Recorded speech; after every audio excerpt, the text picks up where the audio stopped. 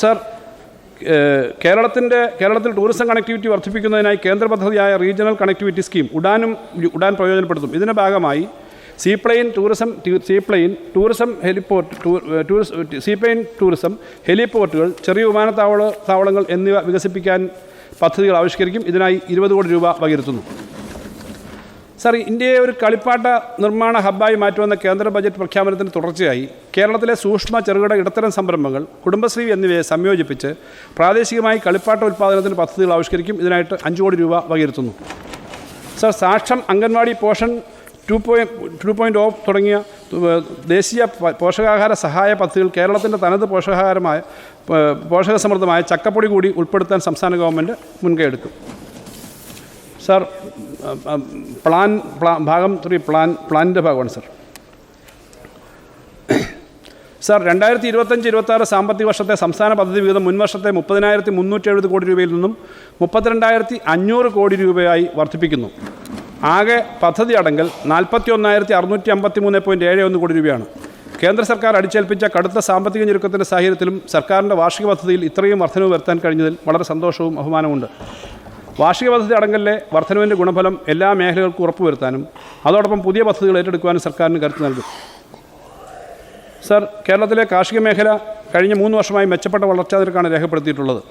കാർഷിക മേഖലയിൽ കൂടുതൽ അടിസ്ഥാന സൗകര്യ വികസനം സാധ്യമാക്കിയതിലൂടെ സംസ്ഥാനത്തെ പച്ചക്കറി ഉൽപ്പാദനം 2015-16 6.28 ലക്ഷം ആയിരുന്നത് 23-24 17.2 ലക്ഷമായി വർദ്ധിപ്പിക്കാൻ കഴിഞ്ഞു. കാർഷിക മേഖലയിലെ പദ്ധതി പ്രവർത്തനങ്ങൾക്ക് സാമ്പത്തിക വർഷം 727.40 കോടി രൂപ വകയിരുത്തുന്നു. കേന്ദ്ര സഹായമായി 115.50 കോടി രൂപ വകയിരുത്തുന്നു. വിളപരിപാലന മേഖലയ്ക്ക് 535.9 കോടി രൂപ വകയിരുത്തുന്നു. സർ, സമഗ്രമായ ഒരു നെല്ല് വികസന പദ്ധതി അടുത്ത വർഷം സർക്കാർ കൊണ്ടുവരും. നെല്ല് വികസന പദ്ധതിക്കായി വിവിധ പദ്ധതികൾ സംയോജിപ്പിച്ചുകൊണ്ട് 150 കോടി രൂപ വകയിരുത്തുന്നു. ഇതിൽ സുസ്ഥിര നെൽകൃഷി വികസനത്തിന് ഉൽപ്പാദനോപാധികൾക്കുള്ള സഹായമായി ഹെക്ടറിന് 5,500 രൂപ, നെൽവയൽ ഉടമസ്ഥർക്ക് നെൽവയൽ സംരക്ഷണത്തിനായി ഹെക്ടറിന് 3,000 രൂപ എന്നീ നിരക്കുകളിൽ റോയൽറ്റി നൽകുന്നതിനുള്ള 80 കോടി രൂപയും ഉൾപ്പെടും. കാർഷിക സർവകലാശാലയുടെ പദ്ധതികൾക്കായിട്ട് 43 കോടി രൂപ വകയിരുത്തുന്നു. ഇതിൽ പുതിയ പദ്ധതികൾക്കായിട്ട് 21 കോടി രൂപ നീക്കിവെക്കുന്നു. സമഗ്ര പച്ചക്കറി വികസന പദ്ധതിക്ക് 78.45 കോടി രൂപ വകയിരുത്തുന്നു.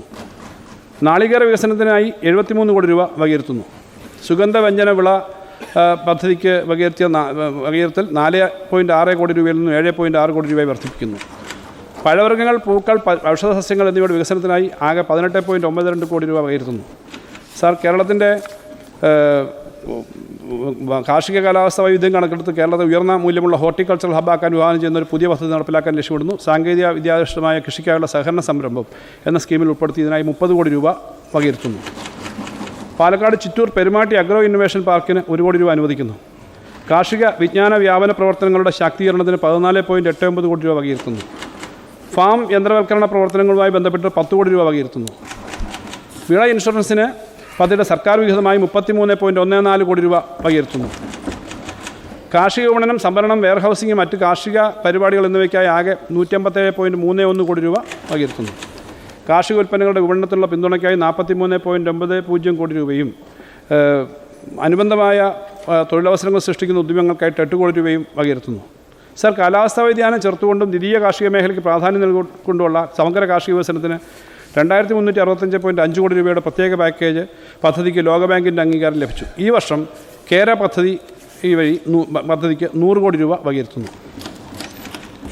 മണ്ണ് ജല സംരക്ഷണ പ്രവർത്തനങ്ങൾക്ക് അടങ്കൽ തുകയായി 77.99 കോടി രൂപ വകയിരുത്തുന്നു.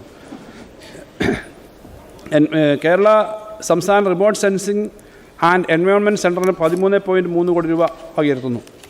തളിപ്പറമ്പ് നിയോജകമണ്ഡലത്തിൽ സൂക്ഷ്മ നീർത്തട പദ്ധതികൾ നടപ്പിലാക്കുന്നതിന് 4 കോടി രൂപ വകയിരുത്തുന്നു.